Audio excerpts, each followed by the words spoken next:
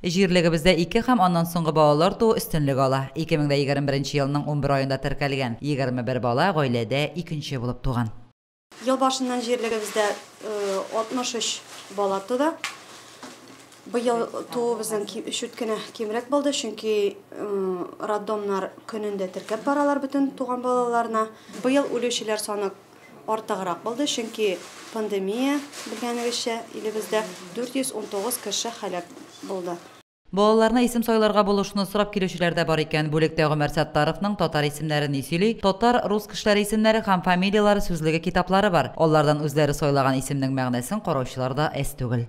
Шунысы бик тә куандыра. Бүгенге көндә әтиәниләр балага исем кушканда бик мәгънәле, төпле фикергә килеп, татар исемнәрен сайларга тырышалар.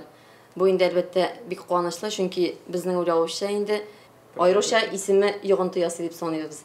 Ул кызларыбызга мәгънәле матур исемнәр бирсәк иде, балага исем кушканчы аның тарихы, чыгышы белән кызыксынырга кирәк. Соннарга килгәндә районыбызда ел әйләнәсендә 89 пар үз тиңнәре белән кавышкан, 51 гаилә таркалган. Шулай ук 9 кеше исем фамилиясын үзгәрткән, 17 балага әти билгеләү акты теркәлгән.